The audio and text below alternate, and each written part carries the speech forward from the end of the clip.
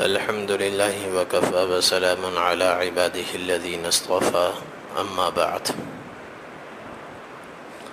فأعوذ بالله من الشيطان الرجيم بسم الله الرحمن الرحيم والذين لا يدعون مع الله إلها آخر ولا يقتلون النفس التي حرم الله إلا بالحق ولا يزنون ومن يفعل ذلك يلقى أثاما يضاعف له العذاب يوم القيامة ويخلد فيه مهانا إلا من تاب وآمن وعمل عملا صالحا فأولئك يبدل الله سيئاتهم حسنات وكان الله غفورا رحيما صدق اللہ العظیم۔ میرے محترم دوستوں، میرے بھائیوں، گزشتہ کئی اتواروں سے سورۃ الفرقان کے آخری رکوع کا بیان چل رہا ہے، جس میں اللہ رب العزت نے اپنے خاص اور مخصوص بندوں کی چند اوصاف بیان فرمائی ہیں، اور اپنے ان خاص بندوں کا اللہ نے نقشہ کھینچا ہے جنہیں اللہ نے عباد الرحمن کا لقب عطا فرمایا کہ وہ اللہ کے بندے ہیں، رحمان کے بندے ہیں۔ ان کی ابتدائی 8 صفات پیچھے بیان ہوئی ہیں۔ 7 صفات وہ ہیں جن کا تعلق کرنے سے ہے۔ اس میں پہلی چیز عبدیت، کہ ان میں ان کا طرز زندگی غلامانہ ہو۔ دوسری چیز ان میں شفقت اور رحمت ہو، الرحمن۔ اور تیسری چیز ان کی چال متواضعانہ ہو، الذین یمشون علی الارض ہونا۔ اور پھر ان کی گفتار بھی درست ہو، فضول لا یعنی باتوں میں وہ الجھتے نہ ہوں۔ وَإِذَا خَاطَبَهُمُ الْجَاهِلُونَ قَالُوا سَلَامًا۔ اور 5واں وصف اللہ نے ان کا بیان فرمایا کہ رات کی خلوتوں میں بھی اللہ کو یاد کرتے ہیں۔ وَالَّذِينَ يَبِيتُونَ لِرَبِّهِمْ سُجَّدًا وَقِيَامًا۔ اور 6ٹھی صفت اللہ نے بیان فرمائی، ہر وقت ان پر آخرت کا خوف سوار رہتا ہے اور اسی سے وہ پناہ مانگتے رہتے ہیں۔ والذین یقولون ربنا اصرف عنا عذاب جہنم ان عذابها کان غراما۔ اور 7واں وصف اللہ نے بیان فرمایا کہ وہ خرچ میں اعتدال سے کام لیتے ہیں۔ والذین اذا انفقوا لم يسرفوا ولم يقتروا وكان بین ذلک قواما۔ نہ اسراف کی طرف جاتے ہیں، نہ بخل کی طرف جاتے ہیں، بلکہ اعتدال کے ساتھ، میانہ روی کے ساتھ وہ خرچ کرتے ہیں۔ اس کے بعد اللہ نے 3 اوصاف بیان فرمائی، 3 وصف اللہ نے بیان فرمائے جن سے وہ بچتے ہیں۔ آگے اللہ نے بچنے والے کام بیان فرمائے، ان میں 8ویں نمبر پر اللہ تعالیٰ نے فرمایا والذین لا يدعون مع اللہ الہا آخر۔ اللہ کے ساتھ کسی اور کو شریک نہیں ٹھہراتے، اللہ کے علاوہ کسی اور کو پکارتے نہیں ہیں، اس کی عبادت نہیں کرتے، صرف اور صرف اللہ ہی کی بندگی کرتے ہیں۔ ہر طرح کے شرک سے وہ اپنے آپ کو بچاتے ہیں، شرک فی الذات سے بھی خود کو محفوظ رکھتے ہیں، شرک فی الصفات سے بھی خود کو بچاتے ہیں، شرک فی العبادت سے بھی اپنے آپ کو بچاتے ہیں۔ اللہ کی ذات میں کسی کو شریک ٹھہرانا ایک شرک یہ ہے، اور اللہ تعالیٰ کی جو صفات ہیں اور جس درجے میں اللہ کے لیے وہ صفات ثابت ہیں، اسی درجے میں وہ صفات مخلوق میں سے کسی اور کے لیے ماننا یہ بھی شرک ہے، اس کو شرک فی الصفات کہتے ہیں۔ اور ایک تیسرا شرک ہے کہ کسی کو اللہ کے برابر بھی نہیں سمجھ رہے اور اس کی صفات کو اللہ کی صفات کے برابر بھی نہیں سمجھ رہے، لیکن اس کو مستحق عبادت سمجھتے ہیں، مستحق عبادت سمجھتے ہیں، تو یہ بھی شرک ہے۔ اور اس کے سامنے سر جھکانا، اس کی بندگی کرنا کہ یہ بھی عبادت کے لائق ہے، اگرچہ یہ جانتے ہیں کہ یہ اللہ کے برابر نہیں ہے، نہ ذات میں نہ صفات میں، مگر یہ بھی عبادت کے لائق ہے۔ اس تیسری قسم کو کہتے ہیں شرک فی العبادت۔ تو شرک فی العبادت سے بھی اپنے آپ کو بچاتے ہیں۔ اور اسی طرح ایک ہے شرک جلی، کھلا ہوا شرک۔ یہ تین قسمیں، ذات میں شرک کھلا ہوا شرک ہے، صفات میں شرک کھلا ہوا شرک ہے، عبادت میں شرک کھلا ہوا شرک ہے۔ ایک اس کے خلاف ایک اور ہے شرک خفی، جس کو کہتے ہیں پوشیدہ شرک، وہ ہے ریا۔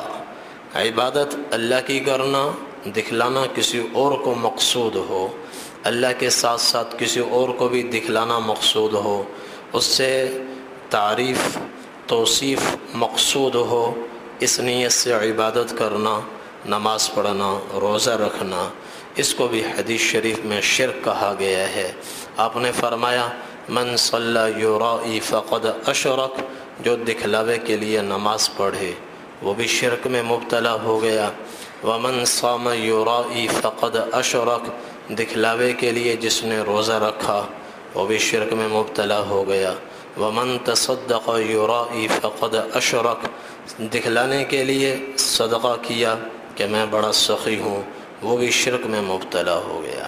یہ شرک خفی ہے۔ اس شرک خفی کو نبی کریم صلی اللہ علیہ وسلم نے فتنہ دجال سے بھی زیادہ خوفناک قرار دیا ہے، زیادہ خطرناک قرار دیا ہے کہ دجال کا فتنہ اتنا خطرناک نہیں ہے جتنا یہ شرک خفی اور ریاکاری جتنا زیادہ خطرناک ہے۔ تو اللہ تعالیٰ نے 8واں وصف بیان فرمایا والذین لا يدعون مع اللہ الہا آخر، اللہ کے ساتھ کسی کو شریک نہیں ٹھہراتے، اللہ کے علاوہ کسی کی بندگی نہیں کرتے، صرف اللہ کی کرتے ہیں اور صرف اللہ کی کرتے ہیں۔ بعضے اللہ کی بھی کرتے ہیں، اوروں کی بھی کرتے ہیں، اور بعضے صرف اوروں کی کرتے ہیں، یہ دونوں مشرک ہیں۔ موحد وہ ہے جو بندگی کرے اور صرف اللہ کی کرے، وہ ہے موحد۔ اور جو مشرک ہے یہ سب سے بڑا کبیرہ گناہ ہے۔ قرآن کریم میں اللہ تعالیٰ نے فرمایا ہے ان اللہ لا یغفر ان یشرک بہ ویغفر ما دون ذلک لمن یشاء، اللہ تعالیٰ شرک کو معاف نہیں فرمائیں گے، اس کے علاوہ جتنے بھی گناہ ہیں، چھوٹے ہوں بڑے ہوں، جنہیں چاہیں گے اپنے فضل سے اللہ معاف فرمائیں گے۔ وقال المسیح یا بنی اسرائیل اعبدوا اللہ ربی وربکم، عیسائیوں نے حضرت عیسیٰ علیہ السلام کو نعوذ باللہ اللہ کا بیٹا قرار دیا، یا تین میں سے ایک خدا قرار دیا، یا ایک تیسرا نظریہ ان کا یہ تھا کہ یہ نعوذ باللہ اللہ ہی ہے۔ لقد کفر الذین قالوا ان اللہ هو المسیح ابن مریم، بعض عیسائی یہ کہتے ہیں اللہ ہی مسیح ابن مریم ہے۔ زمین پر اللہ تعالیٰ نعوذ باللہ جب اتر کر آئے اور اس وجود میں اللہ نے حلول کیا تو یہ مسیح ابن مریم بن گئے، یہی اوپر جا کر اللہ ہیں، اللہ میں ان میں کوئی فرق نہیں ہے۔ ایک ان کا عقیدہ یہ تھا، اور دوسرا اللہ نے فرمایا یہ بھی کفر، لقد کفر الذین قالوا ان اللہ ثالث ثلاثہ، اور بعضوں نے کہا تین خدا ہیں، ان میں ایک حضرت عیسیٰ علیہ السلام ہیں، ایک اللہ ہیں اور ایک روح القدس ہیں۔ اس عقیدے کے جو لوگ تھے ان کو بھی اللہ نے فرمایا کہ یہ بھی کافر ہیں۔ اور ایک تیسرا نظریہ وقالت النصارى المسیح ابن اللہ، بعض عیسائی کہتے ہیں کہ عیسیٰ علیہ السلام اللہ کے بیٹے ہیں، اللہ کے بیٹے ہیں۔ اللہ نے ان کے بارے میں فرمایا ذالک قولہم بافواہہم یضاہئون قول الذین کفروا من قبل، یہ سب ان کی منہ کی باتیں ہیں، بلا دلیل بلا سند ہیں، اور ان کی باتیں کفار کی باتوں کے مشابہ ہیں۔ آگے چل کر فرمایا قاتلہم اللہ انا یؤفکون، اللہ تعالیٰ کی ان پر مار پڑے، کیسے حق سے باطل کی طرف جا رہے ہیں۔ اور تھوڑا آگے چل کر فرمایا سبحانہ عما وتعالی عما یشرکون، اللہ ان کے شرک سے پاک ہیں اور منزہ اور مبرہ ہیں، تو یہ بھی مشرک ہیں۔ تو یہ تین نظریات اللہ تعالیٰ نے ان کے بیان فرمائے، اور حضرت عیسیٰ علیہ السلام کی جو زندگی بھر کی دعوت تھی وہ بھی اللہ نے قرآن میں بیان فرمائی۔ خود عیسیٰ علیہ السلام کیا فرماتے تھے؟ وقال المسیح یا بنی اسرائیل اعبدوا اللہ ربی وربکم، اے بنی اسرائیل اللہ کی بندگی کرو، وہ میرا بھی رب ہے تمہارا بھی رب ہے۔ اور پھر آگے فرمایا فَإِنَّهُ مَن يُشْرِكْ بِاللَّهِ فَقَدْ حَرَّمَ اللَّهُ عَلَيْهِ الْجَنَّةَ وَمَأْوَاهُ النَّارُ، جس نے شرک کیا اللہ تعالیٰ نے اس پر جنت حرام کر دی اور ہمیشہ ہمیشہ اس کا ٹھکانہ جہنم ہے۔ تو سب سے کبیرہ گناہ شرک ہے جس سے اللہ نے منع فرمایا، اور فرمایا کہ ہمارے بندے شرک سے اپنے آپ کو بچاتے ہیں۔ اور 9ویں صفت بیان فرمائی وَلَا يَقْتُلُونَ النَّفْسَ الَّتِي حَرَّمَ اللَّهُ إِلَّا بِالْحَقِّ، کسی محترم جان کو قتل نہیں کرتے، جس جان کو اللہ نے حرمت بخشی ہو، ناحق کسی کو قتل نہیں کرتے، قتل سے دور رہتے ہیں۔ یہ بھی کبیرہ گناہ ہے، کبائر میں سے ایک کبیرہ گناہ ہے۔ الکبائر الاشراک باللہ وعقوق الوالدین وقتل النفس والیمین الغموس۔ آپ نے فرمایا کبیرہ گناہ کون کون سے ہیں؟ ایک شرک کرنا، ماں باپ کی نافرمانی کرنا، اور کسی انسان کو قتل کرنا۔ کسی انسان کو قتل کرنا یہ بہت بڑا کبیرہ گناہ ہے۔ من قتل كتبنا على بني إسرائيل أنه من قتل نفسا بغير نفس أو فساد في الأرض فكأنما قتل الناس جميعا ومن أحياها فكأنما أحيا الناس جميعا، جس نے ناحق ایک انسان کو قتل کیا گویا پوری انسانیت کو اس نے قتل کیا، اور جس نے کسی ایک انسان کی جان بچا لی، اسے زندہ چھوڑ دیا، گویا اس نے تمام انسانوں کی جان بچا لی اور انہیں زندہ چھوڑ دیا۔ تو مسلمان کو قتل کرنا بہت بڑا کبیرہ گناہ ہے۔ اللہ تعالیٰ فرماتے ہیں میرے بندے اس سے بھی اپنے آپ کو بچاتے ہیں۔ ایک حدیث میں حضور پاک صلی اللہ علیہ وسلم نے ارشاد فرمایا لن يزال المؤمن في فسحة من دينه ما لم يصب دما حراما، جب تک انسان اپنے آپ کو قتل ناحق سے بچاتا رہے اللہ اپنی رحمت کے دروازے اس پر بند نہیں فرماتے۔ دین میں اللہ اس کو گنجائش عطا فرماتے ہیں، وسعت عطا فرماتے ہیں۔ کتنے بڑے سے بڑے گناہ کر لے رحمت کے دروازے بند نہیں ہوتے، کبھی نہ کبھی اللہ اس کو توبہ کی توفیق عطا فرما دیں گے۔ جب وہ قتل ناحق سے اپنے ہاتھ رنگتا ہے تو پھر اللہ اپنی رحمت کے دروازے اس پر بند فرما دیتے ہیں، بس اوقات اس کو پھر توبہ کی بھی توفیق نہیں ملتی۔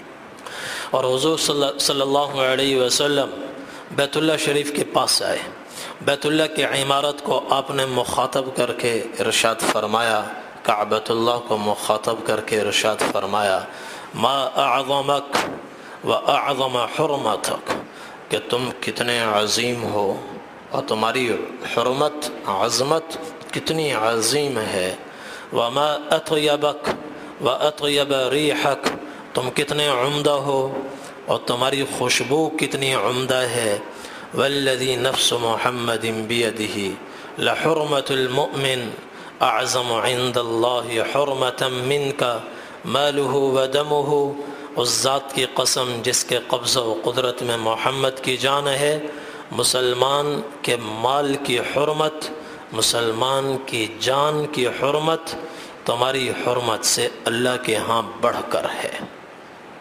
آپ نے کعبۃ اللہ سے فرمایا کہ مسلمان کی جان اور مسلمان کے مال کی حرمت تمہاری حرمت سے بھی بڑھ کر ہے۔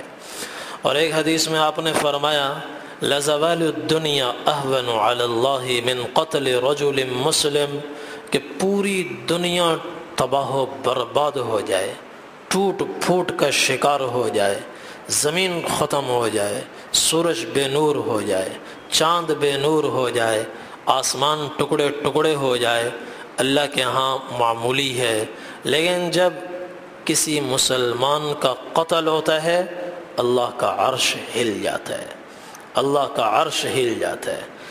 ساری کائنات ایک مسلمان کے مقابلے میں ختم ہو جائے، فنا ہو جائے، اللہ کے ہاں یہ چیز معمولی ہے، ہلکی ہے، اللہ کو اس کی پرواہ نہیں ہے۔ لیکن جب ایک انسان کا قتل، ایک مسلمان کا قتل ہوتا ہے تو یہ کائنات کی موت سے بھی زیادہ سنگین ہے اللہ کے ہاں۔ قرآن کریم اللہ تعالیٰ نے فرمایا وَمَن يَقْتُلْ مُؤْمِنًا مُتَعَمِّدًا، جو آدمی کسی مسلمان کو جان بوجھ کر قتل کرتا ہے اس کی کیا سزا ہے؟ فَجَزَاؤُهُ جَهَنَّمَ، 5 سزائیں اللہ نے اس آیت میں بیان فرمائی۔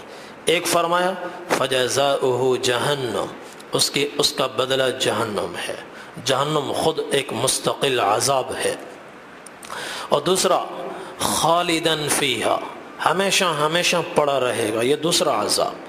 کوئی سال کے لیے گیا، کوئی 100 سال کے لیے گیا، کوئی 50,000 سال کے لیے گیا، پھر نکل آیا تو کبھی نہ کبھی اس پر اللہ کی رحمت ہو گئی۔ اس کے بارے میں فرمایا خالداً فیہا، ہمیشہ ہمیشہ اربوں کھربوں سال اتنی طویل مدت پڑا رہے گا جہنم میں، گویا وہ ہمیشہ ہمیشہ کے لیے جہنم میں پڑا ہوا ہے، دوسری سزا۔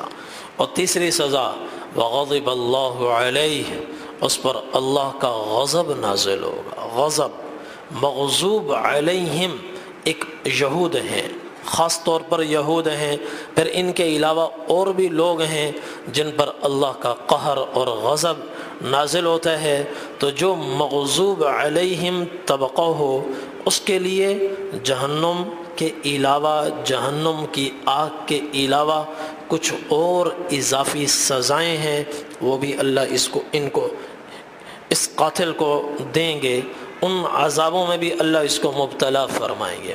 اور چوتھی سزا وَلَعَنَهُ، اور اس پر اللہ تبارک و تعالی اپنی لعنت نازل فرمائیں گے، اپنی پھٹکار نازل فرمائیں گے۔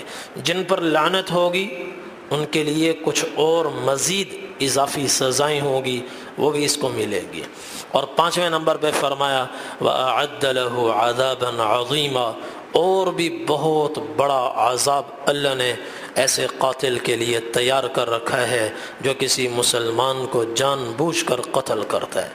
اور حدیث شریف میں آتا ہے حضور پاک صلی اللہ علیہ وسلم نے ارشاد فرمایا اول ما يحاسب علیہ العبد الصلاۃ، قیامت کے دن جب حساب کتاب کا عمل شروع ہوگا، عبادات میں سب سے پہلے حساب ہوگا نماز کا۔ واول ما يقضى بین الناس یوم القیامہ فی الدماء، اور لوگوں کے مظالم کے متعلق جب حساب شروع ہوگا تو سب سے پہلے خون ناحق کا حساب ہوگا، قتل ناحق کا حساب ہوگا، اور مقتول اللہ کی بارگاہ میں پیش ہوگا۔ کیسے پیش ہوگا؟ آپ نے فرمایا اس طرح پیش ہوگا معلقا رأسہ بإحدى یدیہ، اس نے اپنے ایک ہاتھ میں اپنا کٹا ہوا سر تھاما ہوا ہوگا، اپنا کٹا ہوا سر اپنے ایک ہاتھ میں پکڑا ہوا ہوگا۔ متلببا قاتلہ بالید الاخری، دوسرا ہاتھ اس نے قاتل کے گریبان میں ڈالا ہوا ہوگا۔ تشخب اوداجہ دما، اس طرح اللہ کی بارگاہ میں آئے گا، ایک ہاتھ میں کٹا ہوا سر ہے اور دوسرا ہاتھ قاتل کے گریبان میں ہے، اور ادھر رگوں سے خون کے فوارے چھوٹ رہے ہوں گے، خون بہہ رہا ہوگا۔ جیسے جب تلوار چلتی ہے تو ایک دم خون کا فوارہ نکلتا ہے، ایسے ہی خون بہہ رہا ہوگا، اس کے فوارے چھوٹ رہے ہوں گے۔ اس طرح اس کو پکڑ کر گھسیٹ کر اللہ کی بارگاہ میں حاضر ہوگا اور کہے گا یا اللہ ھذا من قتلنی، اس نے مجھے قتل کیا ہے۔ اب آپ اس سے پوچھیں اس نے مجھے کیوں قتل کیا ہے؟ اللہ تبارک و تعالیٰ اس سے ارشاد فرمائیں گے تعست، کہ تو ہلاک و برباد ہو گیا، اور اس کے بعد اس کو اٹھا کر جہنم میں ڈال دیا جائے گا۔ اور جو عذاب اللہ نے قرآن میں قاتل کے لیے بیان فرمائے ہیں، اور وہ ہمیشہ ہمیشہ کے لیے ان عذابوں کا شکار ہوگا۔ تو اس کی دنیا بھی تباہ ہو گئی، آخرت بھی تباہ ہو گئی۔ قاتل کو کبھی دنیا میں بھی سکھ چین نصیب نہیں ہوتا، بے چینی بے قراری دنیا میں اس کا مقدر بن جاتی ہے، اور آخرت کے یہ خوفناک عذاب اس کے لیے مقدر بن جاتے ہیں۔ تو اللہ تعالیٰ فرماتے ہیں وَلَا يَقْتُلُونَ النَّفْسَ الَّتِي حَرَّمَ اللَّهُ إِلَّا بِالْحَقِّ، کسی کو ناحق قتل نہیں کرتے۔ ہاں قتل کرنا ہو تو حق قتل ہے، قتل حق تو ہے، چونکہ قتل حق کے بغیر نظام نہیں چلتا، قتل حق کے بغیر نظام نہیں چلتا۔ قتل حق کیا ہے کہ کوئی کسی کو قتل کرے تو قصاصاً اس کو بھی قتل کیا جائے۔ قصاصاً یا ایھا الذین آمنوا کتب علیکم القصاص فی القتلی، اے ایمان والو قصاص تم پر فرض کیا، الحر بالحر، آزاد کے بدلے آزاد، والعبد بالعبد، غلام کے بدلے غلام، والانثى بالانثى، عورت کے بدلے عورت کو قتل کیا جائے۔ وَكَتَبْنَا عَلَيْهِمْ فِيهَا أَنَّ النَّفْسَ بِالنَّفْسِ وَالْعَيْنَ بِالْعَيْنِ وَالْأَنْفَ بِالْأَنْفِ وَالْأُذُنَ بِالْأُذُنِ وَالسِّنَّ بِالسِّنِّ وَالْجُرُوحَ قِصَاص، ہم نے حکم دیا جان کے بدلے جان لو، آنکھ کے بدلے آنکھ لو، کان کے بدلے کان لو، ناک کے بدلے ناک لو، دانت کے بدلے دانت توڑو۔ ایسے ہی دوسرے جو زخم ہو ان کا بھی اسی طرح قصاص ہو، یہ اللہ نے حکم دیا۔ اس لیے کہ اگر، اور پھر یہ قصاص کا حکم کیوں ہے؟ فرمایا یہ حکم اس لیے وَلَكُمْ فِي الْقِصَاصِ حَيَاةٌ، قصاص میں تمہارے لیے زندگی ہے، قصاص میں تمہارے لیے زندگی ہے۔ ایک قاتل پھانسی پہ چڑھے گا، 5 کروڑ انسان امن و سکون کی زندگی گزاریں گے، اور اگر قاتل کو چھوڑ دیا اور وہ دندناتا پھرتا رہے تو سڑکوں پر خون بہہ رہا ہوگا، روز خون بہہ رہا ہوگا، قتل بڑھتے جائیں گے بڑھتے جائیں گے بڑھتے جائیں گے۔ زندگی چاہیے تو قاتل کو قتل کرو، قاتل کو سولی پہ چڑھاؤ، قصاص اللہ نے اس کا حکم دیا، یہ قتل حق ہے۔ ایسے ہی من بدل دینہ فاقتلوہ، جو مسلمان سے کافر ہو جائے، دین بدل دے، اب اس کی جان کی حرمت ختم ہو گئی، وہ محترم اب نہیں رہا، مباح الدم ہو گیا، تو قاضی اس کو قتل کرے۔ حاکم وقت کے ذمے ہے، ہمارے ذمے نہیں ہے، قصاص بھی ہمارے لیے نہیں ہے، حاکم وقت کے ذمے ہے، وہ قتل کرے، قصاص وہ لے، کوئی عام آدمی قصاص نہیں لے سکتا۔ اسی طرح ارتداد کی صورت میں قتل کرنا ہے، اس کے شکوک و شبہات دور کرے، 3 دن مہینہ اس کو مہلت دے، شکوک و شبہات دور کرے، پھر بھی وہ اسلام کی طرف واپس نہیں آتا تو فرمایا اس کو پھر قتل کر دو۔ اور تیسرا کہ جو شادی شدہ ہو اور محسن ہو اور پھر وہ زنا میں مبتلا ہو تو اس کو بھی رجم کیا جائے، یہ قتل حق ہے۔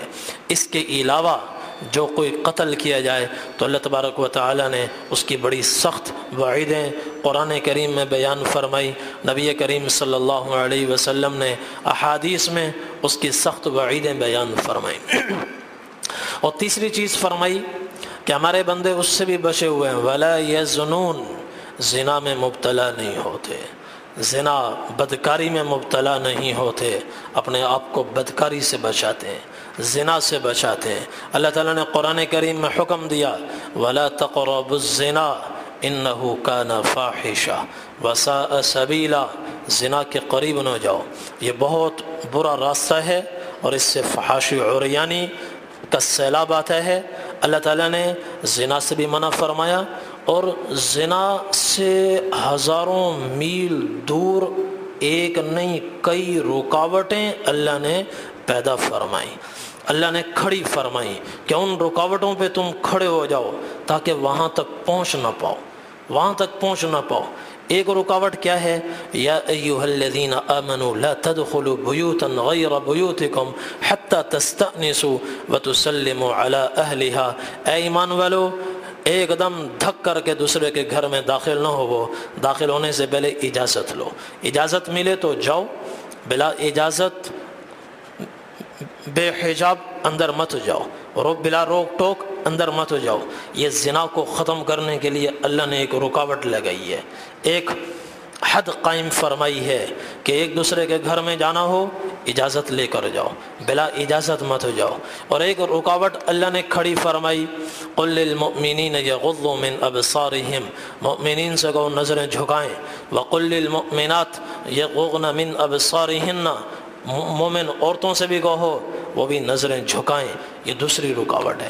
ایک اور رکاوٹ اللہ نے کھڑی فرمائی، ولا یبدین زینتہن الا ما ظہر منہا ولیضربن بخمرہن علی جیوبہن، کہ باہر نکلنا ہو پردے کے ساتھ عورتیں باہر نکلیں، پردے کا اہتمام کریں۔ ازواج مطہرات کو اللہ تبارک و تعالی نے یہ حکم دیا، وقرن فی بیوتکن ولا تبرجن تبرج الجاہلیۃ الاولی، اپنے گھروں میں ٹکی رہو، گھروں کی لکڑی بن جاؤ، گھروں کی دیوار بن جاؤ، زمانہ جاہلیت کی عورتوں کی طرح گھر سے باہر نہ نکلو، بلا ضرورت باہر نہ نکلو، گھر میں رہو، گھر میں رہو، اور جب ضرورت پڑے باہر نکلنے کی تو کس طرح نکلو؟ یدنین علیہن من جلابیبہن، اپنے آپ کو برقعوں میں بڑی چادروں میں چھپا کر چلو۔ پھر اللہ نے عورتوں کو چلنے کا نمونہ دکھایا، کیسے چلو؟ فجاءت احداہما تمشی علی استحیاء، حضرت شعیب علیہ السلام کی بیٹیوں کو چلتا ہوا اللہ نے قرآن میں دکھایا کہ وہ کس طرح چل رہی تھی، شرم و حیا کی پیکر بن کر چل رہی تھی، روئیں روئیں سے شرم و حیا پھوٹ رہی تھی، یہ اللہ نے ان کی چال بتائی، اس طرح تم بھی چلو۔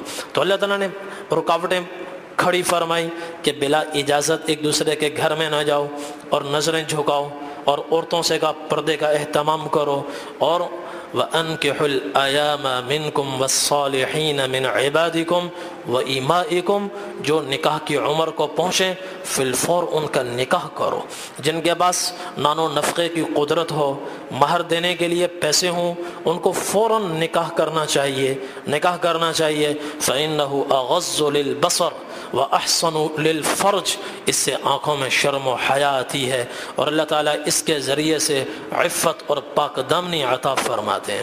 تو یہ سارے پہرے لگا کر، رکاوٹیں کھڑی کر کے، پھر بھی اللہ نے فرمایا وَلَا تَقْرَبُوا الزِّنَا، ابھی بھی زنا ذرا دور ہے، اس کے قریب نہ جانا، پیچھے رہنا، قریب نہ جانا، پیچھے رہنا، اور زنا سے بھی منع فرمایا، زنا کے قریب جانے سے بھی منع فرمایا۔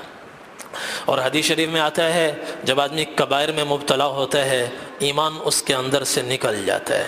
لا یزنی الزانی حین یزنی وہو مؤمن، جب آدمی زنا میں مبتلا ہوتا ہے دل سے ایمان نکل جاتا ہے۔ ولا یسرق السارق حین یسرق وہو مؤمن، اور جب چوری میں ہاتھ ڈالتا ہے چوری کرتے ہوئے ایمان دل سے نکل جاتا ہے۔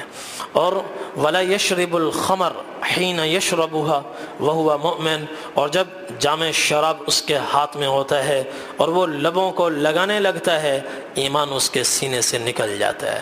ولا ينتهب نهبة يرفع الناس الیہ فیها ابصارهم حین ينتهبها وہو مؤمن، اور جب سڑکوں پر کھلے عام لوٹ مار کرنے لگتا ہے، چھینا جھپٹی کرنے لگتا ہے، اس وقت بھی ایمان اس کے اندر سے نکل جاتا ہے۔ ولا یغل احدکم حین یغل وہو مؤمن، جب کوئی آدمی سرکاری اور قومی املاک میں خیانت کرنے لگتا ہے ایمان اس کے سینے سے نکل جاتا ہے۔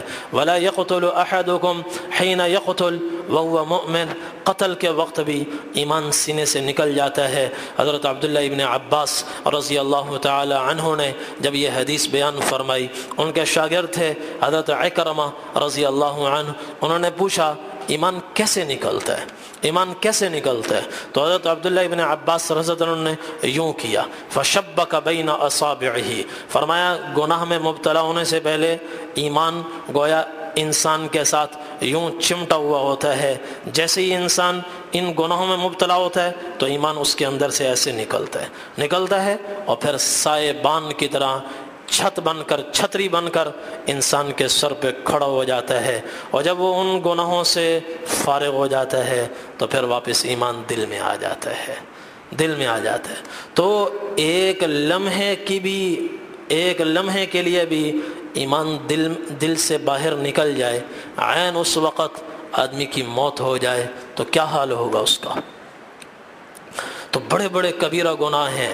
نبی کریم صلی اللہ علیہ وسلم کا معمول تھا، آپ صحابہ سے فجر کی نماز میں ارشاد فرمایا کرتے تھے، هل رأى منکم احد اللیلۃ الرؤیا، رات کسی نے کوئی خواب دیکھا ہے؟ تو صحابہ نے کسی نے خواب دیکھا ہوتا تو عرض کرتے تو آپ اس کی تعبیر ارشاد فرماتے۔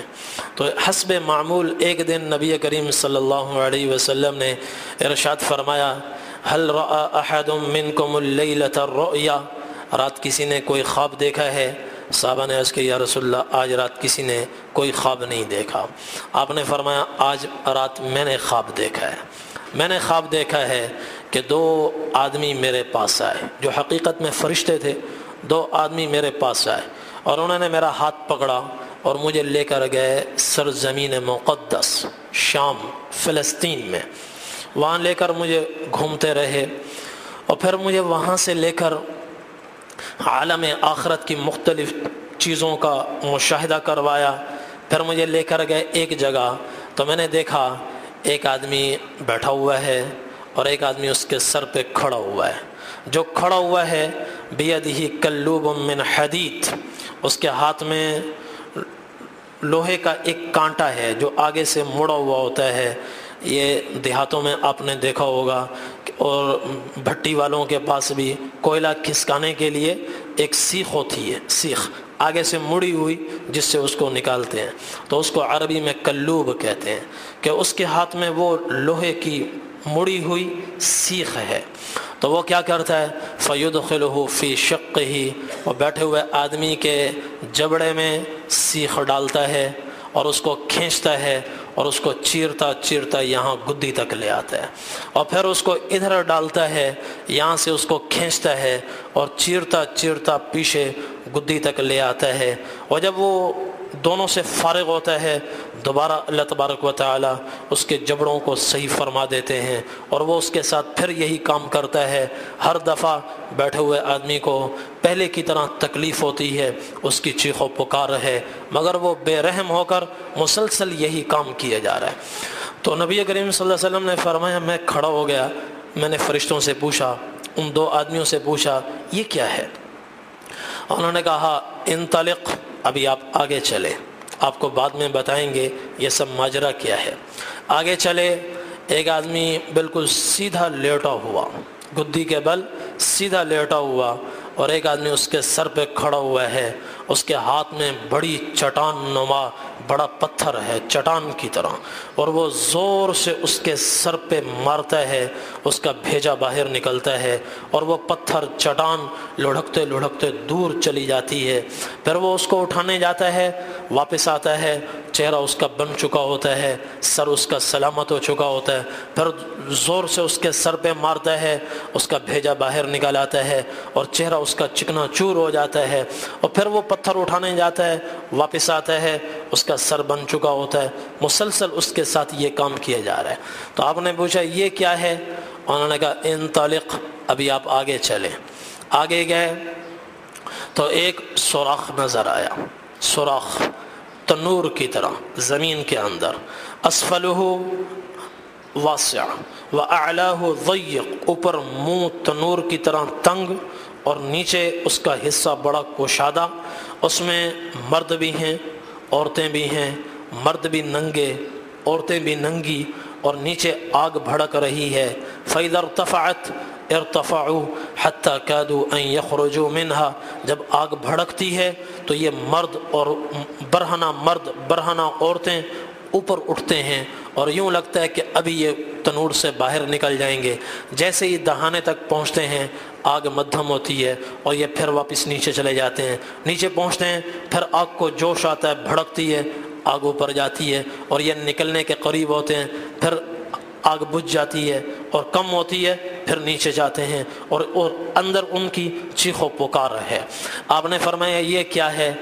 عرض کیا انطلق، ابھی آپ مزید آگے چلیں۔ تو آگے بڑھے، خون کا ایک بہت بڑا دریا ہے اور اس کے بیچ میں ایک آدمی کھڑا ہوا ہے اور وہ بڑی محنت مشقت کر کے دریا کنارے کے قریب آتا ہے، تیرتا تیرتا کنارے کے قریب آتا ہے۔ یہاں کنارے پر ایک شخص کھڑا ہوا ہے، اس کے آگے پتھروں کا ڈھیر لگا ہوا ہے۔ وہ ایک پتھر اٹھاتا ہے، اس کے منہ میں زور سے مارتا ہے کہ اس کا چہرہ زخمی ہوتا ہے اور وہ پتھر اس کو دھکیلتا ہوا پھر بیچ وسط دریا میں اس کو لے جاتا ہے۔ پھر وہ تیرتا تیرتا پھر کنارے تک آتا ہے، پھر یہ اس کو پتھر مارتا ہے، چہرہ بھی زخمی ہوتا ہے اور واپس وہ بیچ دریا میں پہنچ جاتا ہے۔ آپ نے فرمایا یہ کیا ہے؟ عرض کہ یا رسول اللہ ابھی آپ آگے چلیں، ابھی اور بھی آگے آپ کو کچھ دکھانا ہے۔ آگے چلے تو آگے ایک خوبصورت باغ نظر آیا، خوبصورت باغ سرسبز و شاداب، اور اس کے بیچ میں ایک بڑا درخت ہے اور اس درخت کے تنے کے پاس ایک بزرگ بوڑھے سے بیٹھے ہوئے ہیں اور ان کے گرد کچھ چھوٹے چھوٹے بچے ہیں اور ان سے کچھ فاصلے پر ایک آدمی ہے جو مسلسل آگ دہکا رہا ہے۔ فرشتوں نے میرا ہاتھ پکڑا اور مجھے درخت کے اوپر لے گئے۔ درمیان درخت میں ایک بہت بڑا محل بنا ہوا اور اس میں مجھے انہوں نے داخل کیا۔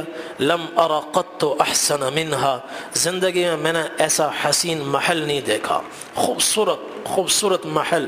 اس میں مرد بھی تھے، عورتیں بھی تھیں، جوان بھی تھے، بوڑھے بھی تھے، اور پھر انہوں نے مجھے پورا گھر دکھایا، محل دکھایا، باہر نکالا اور اوپر لے گئے۔ اوپر ایک اور محل تھا اور وہ اس سے بھی زیادہ خوبصورت، اس سے بھی زیادہ حسین۔ تو وہ گھر میں نے دیکھا، اس میں بوڑھے اور جوان تھے، عورتیں اور بچے اس میں نظر نہیں آئے، بوڑھے اور جوان تھے اور بڑا ہی حسین و جمیل محل۔ باہر نکلے تو میں نے فرشتوں سے پوچھا، ان دو آدمیوں سے پوچھا کہ بھائی تم ساری رات مجھے پھراتے رہے ہو، اب ذرا بتاؤ یہ سب کیا ہے؟ تو انہوں نے عرض کیا یا رسول اللہ وہ پہلا آدمی جو آپ نے دیکھا تھا بیٹھا ہوا ہے، دوسرا اس کے سر پہ کھڑا ہوا ہے اور سیخ اس کے ہاتھ میں ہے اور اس کے جبڑوں کو ایک ایک کر کے مسلسل چیرے جا رہا ہے، یہ وہ شخص ہے جو کذاب، جھوٹا، اور جھوٹ میں بھی اتنی مہارت رکھتا ہے، صفائی کے ساتھ جھوٹ پیش کرتا ہے، اس کی زبان سے جھوٹ نکلتا ہے، دنیا کے کناروں تک پھیل جاتا ہے، دنیا کے اطراف تک پھیل جاتا ہے۔ اس کی تعبیر اس زمانے میں سمجھنا مشکل، آج کے زمانے میں سمجھنا کوئی مشکل نہیں۔ ایک جھوٹ چلتا ہے 5 منٹ سے پہلے زمین کے ایک کنارے سے دوسرے کنارے تک پہنچ جاتا ہے۔ آپ نے فرمایا یہ اس کا انجام ہے۔ اور دوسرا آدمی جو لیٹا ہوا ہے اور دوسرا پتھر لے کر اس کے سر پہ کھڑا ہوا ہے، یہ وہ آدمی ہے حافظ قرآن جس کے سینے کو اللہ نے قرآن کریم سے معمور کیا، آباد کیا، قرآن کریم کا علم عطا کیا، مگر نہ یہ رات کو اس کی تلاوت کرتا ہے نہ دن میں اس پر عمل کرتا ہے، یہ اس کا انجام ہے۔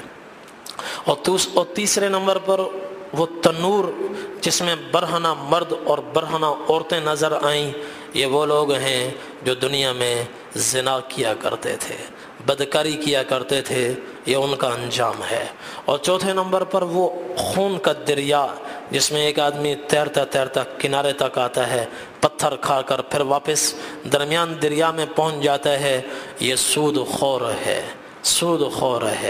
اور آگے وہ جو آپ نے باغ دیکھا اور اس میں درخت کے تنے میں ایک شیخ اور بڑے میاں کو آپ نے دیکھا، وہ حضرت ابراہیم علیہ السلام ہیں، اور ان کے آگے جو چھوٹے چھوٹے بچے بیٹھے ہوئے تھے یہ مسلمانوں کے بچے ہیں جو پیدا ہوتے ہی بالغ ہونے سے پہلے وفات پا گئے۔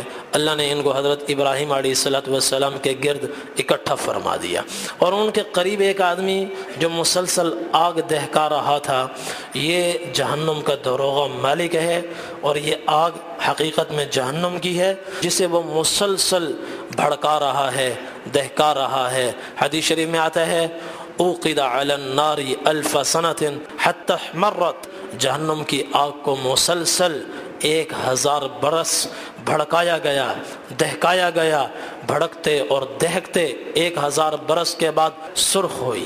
ثم اوقد علیہا 1000 سنۃ حتی ابیضت، اور پھر 1000 برس مزید دہکایا گیا، وہ سفید ہو گئی۔ پہلے 1000 برس دہکایا گیا، سرخ ہوئی، پھر 1000 برس دہکایا گیا، سفید ہوئی، پھر مزید 1000 برس دہکایا گیا، حتی اسودت، کالی سیاہ ہو گئی۔ فَيَ سَوْدَاءُ مَظْلِمَةٌ، یہ تاریک کالی آگ ہے جو اللہ تبارک و تعالی نے کفار کے لیے، نافرمانوں کے لیے بھڑکائی ہوئی ہے، اور جہنم کا داروغہ مسلسل اس کو بھڑکا رہا ہے۔ اور پہلا محل جو آپ نے دیکھا وہ عام مسلمانوں کا محل ہے، اور اس کے بعد دوسرا محل جو آپ نے دیکھا وہ شہداء کا محل ہے، جو اللہ کے راستے میں شہید ہو گئے، اپنی جانوں کا نذرانہ جنہوں نے اللہ کی راہ میں پیش کر دیا، یہ ان کا ٹھکانہ ہے۔ اور پھر کہا کہ میں جبرائیل ہوں، یہ میکائیل ہیں، اور پھر کہا کہ اب آپ اوپر دیکھیں۔ آپ نے اوپر دیکھا، ایک سفید بادل تھا، سفید بادل، کہ یا رسول اللہ وہ آپ کا مقام ہے۔ آپ نے فرمایا دعانی ادخل فیہ، پھر مجھے چھوڑو، مجھے جانے دو، میں اپنی جگہ جاؤں۔ عرض کہ یا رسول اللہ انہ بقی لک عمر لم تستکملہ فاذا استکملتہ اتیت منزلک، ابھی آپ کی زندگی میں کچھ وقت باقی ہے، جب وہ وقت پورا ہو جائے گا آپ سیدھا یہاں اپنے مقام پر تشریف لائیں گے۔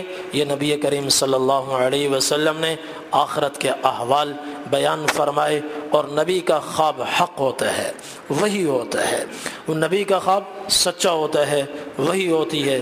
یہ اللہ تبارک و تعالی نے اس حدیث میں اور نبی کریم صلی اللہ علیہ وسلم کو گناہوں کے انجام دکھائے ہیں، زنا کا انجام کیا ہوگا، اور سود خوری کا انجام کیا ہوگا، نافرمانی کا انجام کیا ہوگا، قرآن کریم کو بھلانے کا انجام کیا ہوگا، وہ خواب میں نبی کریم صلی اللہ علیہ وسلم کو بتایا گیا، آپ نے آگے امت کو بتایا۔